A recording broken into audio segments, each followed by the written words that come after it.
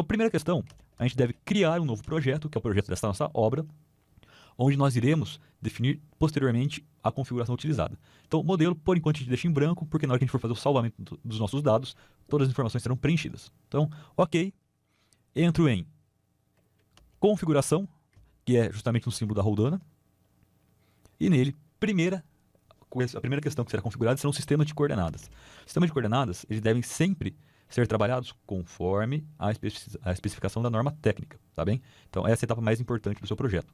Onde que a gente vai fazer isso? Entrei em sistema de coordenadas, entro em alterar, e aqui em alterar nós vamos em zonas e sistemas de coordenadas. Caso seja seu primeiro projeto, é interessante fazer dessa forma, justamente porque você cria um padrão, uma identidade, e você transforma ela como um padrão do seu trabalho. E aí basta você sempre procurar depois em sistemas recentemente usados.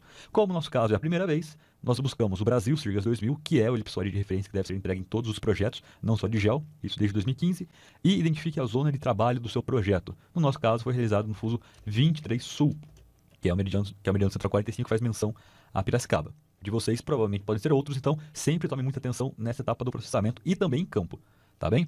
Como o INCRA trabalha simplesmente com elipsoide, a gente não opta por nenhum modelo geoidal, tá? Por esse motivo a gente habilita nenhum e conclui essa etapa.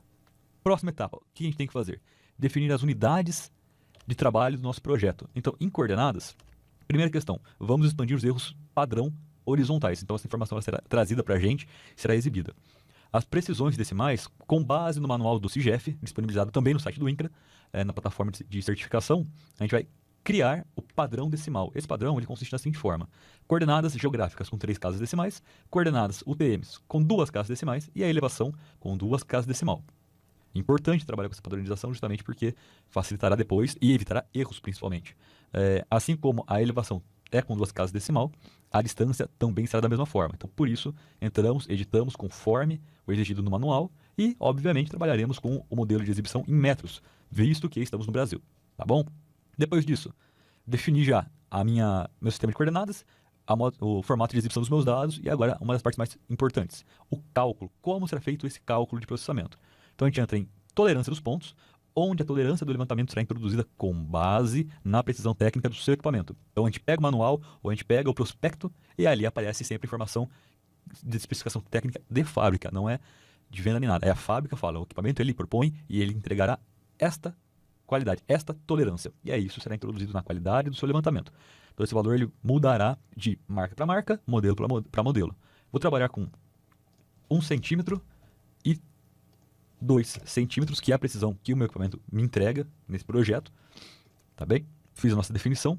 E agora a gente vai entrar em erro padrão. Esse erro padrão ele é extremamente importante porque nele a gente define o nível de confiança do nosso processamento de dados.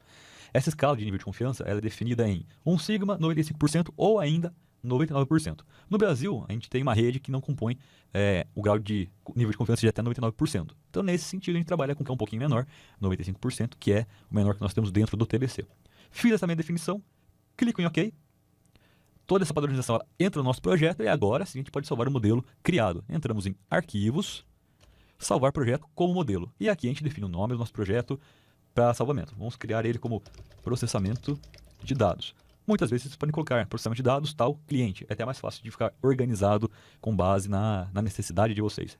Já que muitas vezes depois vocês podem ter que recorrer a esse arquivo ou para fazer uma adequação ou ainda numa situação onde o INCRA peça para vocês a comprovação dos dados de campo. Então eu defini o nome do meu projeto, salvei, perfeito.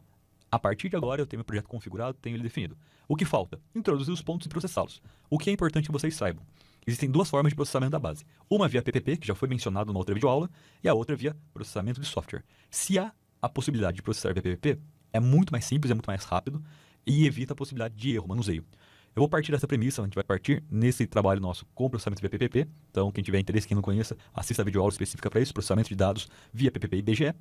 E como o processamento e o ajustamento do rover se dá de forma muito parecida, então naquela etapa, na etapa do ajustamento dos nossos pontos de levantamento, vocês viram como que funciona se eu tivesse feito o processamento da minha base nessa etapa.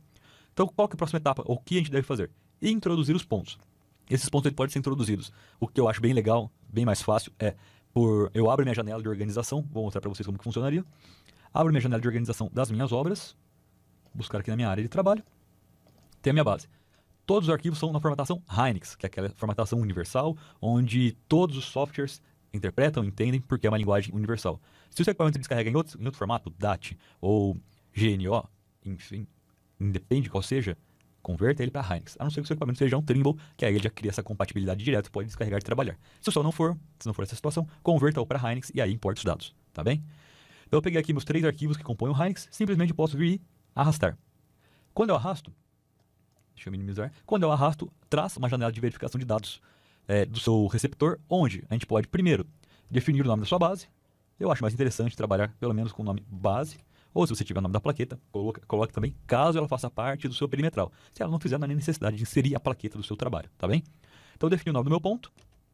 Depois disso eu venho na aba antena, onde nós faremos a definição de qual foi o equipamento utilizado e a altura do equipamento para esse projeto. Lembrando que a altura é extremamente importante, porque através dela nós conseguiremos trabalhar com cálculo em SGL, que é uma exigência da normativa do INCRA.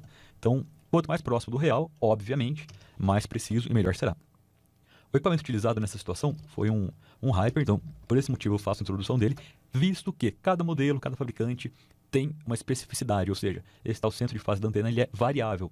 Então por isso que é importante que a gente sempre coloque e defina ele de forma adequada. Coloquei a altura do meu receptor, perfeito, simplesmente clico em OK. Defini o meu ponto. Como é o ponto definido, ele é introduzido na minha plataforma de processamento. E aí agora, clicando com o botão direito em cima do nosso mouse, em cima do nosso ponto, desculpe, a gente clica em propriedades e aqui nós podemos fazer a definição do nosso ponto. Essa é a primeira opção. Ou a segunda opção, que vai ser mais interessante para a gente, é a seguinte. Como eu já fiz o processamento do meu ponto e agora eu vou fazer simplesmente o ajustamento e processamento dos meus hover, dos meus pontos de levantamento, o que eu poderia fazer? Buscar meu ponto, os outros pontos levantados, e aí então corrijo minha base e processo de acordo com a minha necessidade. Vamos fazer dessa forma que eu acho que vai ser mais simples o nosso trabalho. Então eu entro no meu arquivo, na minha pasta de organização, pontos do hover, selecionei meus dados e trouxe para o meu trabalho. Nessa importação vai ter a mesma situação anterior. Vamos definir nomenclatura de ponto e tipo de antena. E aí já vem uma dica interessante para vocês. Na identificação do ponto, é possível com que vocês coloquem o número da placa, o número da chapa do levantamento. Qual é a vantagem disso? Que na hora que vocês gerarem o relatório, na hora que vocês importarem o dado de processamento no métrica topo, ele já virá com a nomenclatura correta, ou seja, não há necessidade de renomear vértice. Aí vai ficar a critério realmente de cada profissional a utilizar esse tipo de importação, esse tipo de configuração de trabalho. Eu não vou fazer isso, vou deixar com log, porque depois eu acho mais simples nessa situação renomear no métrica topo. Então eu venho em antena, defino a altura da antena do meu equipamento, digito quem é meu fabricante e qual é o modelo utilizado para o trabalho. Então aqui, mesma situação. Foi uma antena Topcon, foi um Hyper 5 e a altura utilizada 2 metros. Esse preenchimento será feito em todas as suas linhas, tá bem? Legal. Temos todos os dados já preenchidos, simplesmente podemos vir em OK, já que está tudo configurado com base no levantamento. A partir do momento que eu cliquei OK, nossos pontos foram introduzidos na nossa plataforma de processamento. Então essas linhas seriam as nossas linhas de base entre a base e o hover, ou seja, é o ajustamento, é o que daria o ajustamento, como nós ainda não fizemos o processamento, não temos esse resultado feito. Então, qual é a próxima etapa? Localiza a sua base e vamos introduzir as propriedades dela, ou seja, qual é a coordenada, se ela é um ponto de controle, para que ela entenda que ela é o referencial do seu trabalho e a partir dela serão dadas as correções e o processamento do seu dado. Então, para a gente fazer a configuração da nossa base, o que a gente precisa? Primeiro, clicar em cima da base, aproximamos o zoom, ela ficou destacada na cor amarela. Botão direito do mouse, propriedades, e aqui em propriedades, nós iremos na opção adicionar coordenada, que é a última ferramenta de propriedades, e então faremos a definição. Poderia ser o nome da base, caso você tivesse interesse, mas como a gente já fez isso anteriormente, não precisa se mexer. Mas o principal é introduzirmos as coordenadas do nosso processamento. Como comentei, nessa situação nossa ele foi feito via PPP, então eu tenho já meu relatório impresso, vou colocar as coordenadas do nosso processamento e a elevação idem. Depois disso, não é só colocar a coordenada, existe essa interrogação que é onde é a qualidade de controle planar, ou seja, eixo sem considerar a altitude, por isso direção leste-oeste, norte-leste. A qualidade do nosso trabalho será por qualidade de controle, ou seja, ele é nosso ponto de referência, e para a nossa elevação, idem, qualidade de controle. Definir ambos os casos. O que eu faço a partir de então? Clico em OK. Percebo que a simbologia da minha base ela alterou, agora ela é um triângulo, ou seja, ela é minha referência, ela adotou esse tipo de situação. Após essa etapa, posso vir em grid, nesse botão vermelho, que é calcular projeto requerido. Aperto, ele faz esse cálculo para a gente, e aí eu fecho a janela das propriedades. A partir desse momento, eu tenho a minha base já com a coordenada corrigida, né, porque eu tive o processamento prévio, e agora simplesmente entramos em levantamentos, processar linhas de base, porque nós temos linhas de base individualizadas, então processar linha de base, e a nossa barra de concluído será feita, preenchida conforme o processamento. E aqui no final, na nossa lateral, o resultado do processamento é dado. Se ele foi corrigido, qual é a precisão obtida, RMS e o comprimento das nossas linhas de base. Feito, percebi que ele foi corrigido, as precisões ficaram dentro do que eu gostaria que ficassem, pensando nas especificidades da norma técnica do INCRA, até 50 centímetros de divisa seca, né? Então aqui a gente teve uma variação de no máximo 1 centímetro, que está excelente. Basta então clicarmos em salvar. Essa informação foi salva, nosso processamento foi feito, tudo ficou em azul, significa que nossas linhas de base estão ok. E agora o que falta? Gerar o relatório do nosso processamento, que dará sequência à importação do métrica topo. Então a gente entra em dados, relatórios, e em relatórios, como é a primeira vez que nós estamos trabalhando, vou criar um relatório, uma opção de relatório. A partir do momento que vocês já tiverem feito isso, basta simplesmente utilizar o modelo criado, tá bem? Então, como a gente fez o processamento através de linhas de base, aqui no relatório vamos buscar a opção linhas de base. Ela fica nesta relação, ó, relatório de processamento das linhas de base. Escolhi essa opção, ótimo. E agora, nas configurações, que é o que será exibido no nosso relatório, nós faremos algumas definições entre ocultar e mostrar. Então, primeiro, cabeçalho. Informações de usuário, ocultar. Ótimo, tá certinho. Rodapé. Também faremos definições. Exibição de resumo e sessões, que são os lugares que mais sofrerão alteração. Então vamos lá. Primeiro, exibição de resumo. Fica da seguinte forma. Ocultar os dois primeiros. Mostrar, tipo de solução. Oculto a minha precisão horizontal. Oculto a minha precisão vertical. Oculto os meus deltas. Mostro meu azimuth geográfico. Mostro minha distância elipsoidal. E aí, os outros itens eu oculto.